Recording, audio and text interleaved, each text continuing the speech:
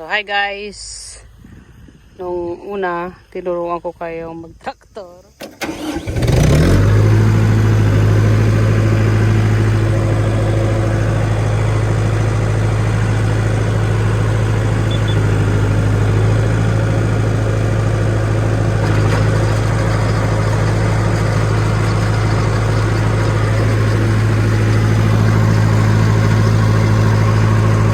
Ngayon naman tuturuan ko kayong magtanim, paano magtanim ng cabbage sa pamamagitan ng Kubota Vegeta. So let's check it out.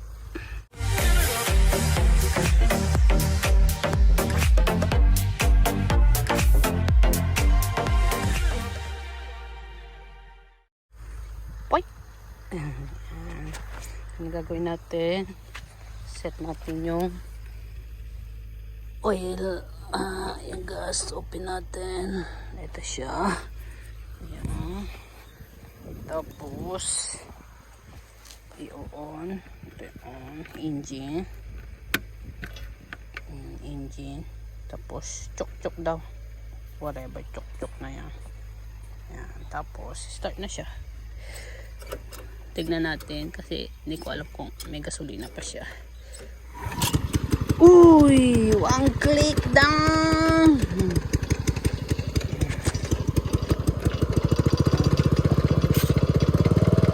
Something, tapos, ito daw, forward. Ito, backward. Tapos, ito naman yung pag naglalakad na sila. Yan. So, ito, pag nirelease mo yan, lalakad na siya. So, ito dapat pag tinaas mo yan, tataas. Ayan. Pero pag nagtatanim, yan, palakad yan, lalakad siya. Pero pag nagtanim, ibababa mo siya. Ayan. Tapos, ito, release na. Magtatanim na yan ang pusa. O, diba? So, bago pala tayo lagyan muna natin ito. Nakalimutan ko na. Lagyan natin ng para hindi na tayo bumalik. Ayan. Tapos release na siya, tapos magtatanim na siya. Sandali mo, nakaano pala.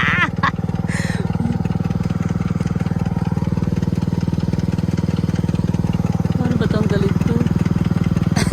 Naka-stand pala siya. Tinaas ko muna siya. Tapos paano tatanggalin ito?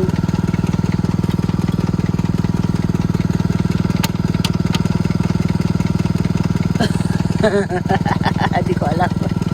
Dito ba? Ayan, so tinawagan natin si Habi.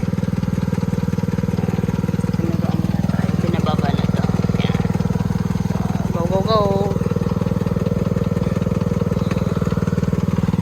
Tapos release.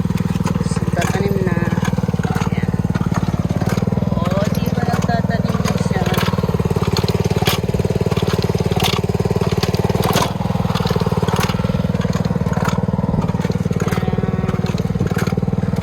Kahit na hindi mo siya inahawakan, pwede. I-guide mo lang siya. Ayan, tapos malapit na maubos, papalitan natin ng bago. Isa pa. O, pag binaka mo, push mo siya para mag-stop. Tapos kukunin mo to, pagtag mo yung lupa. Tapos kukunin ito, tapos ilalagay dito. Yan, ganun lang kasimple. Ganun lang kasimple. Ganun lang kasimple. Yan, tapos release ulit. Yan.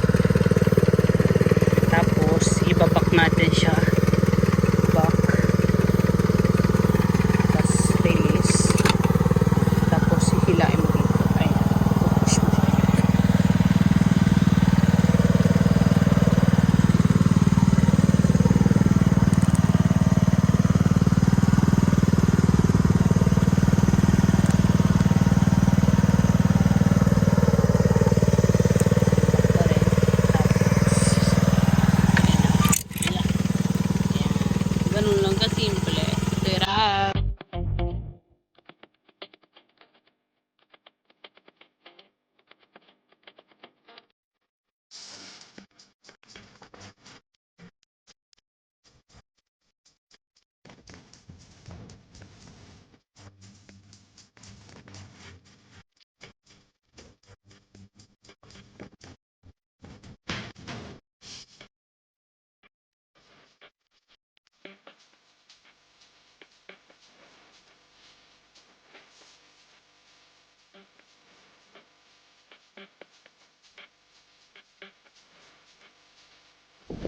Balik tayo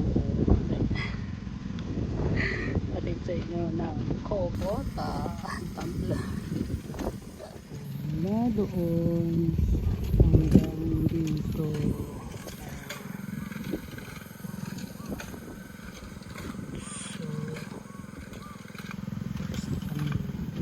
So last night dumating na si Habi kasi siya na nagpatuloy sa pag-aaral.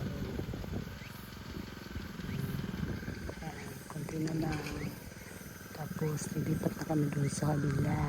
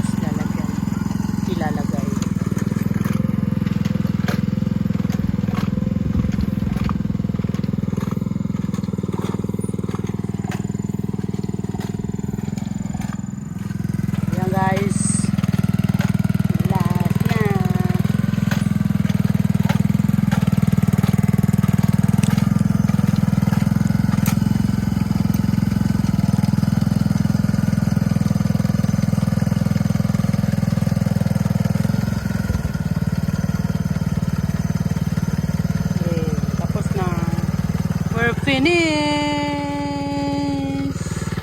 Thank you, Vegeta Kobota. Popo. Bye-bye. Dito na tayo sa kabila.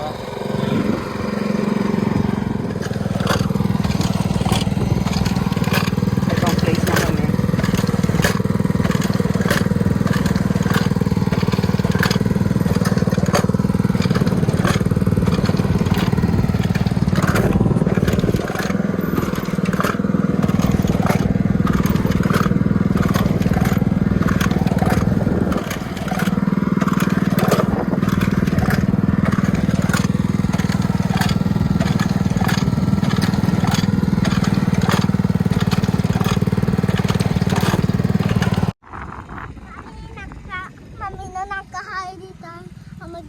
Wow, there's a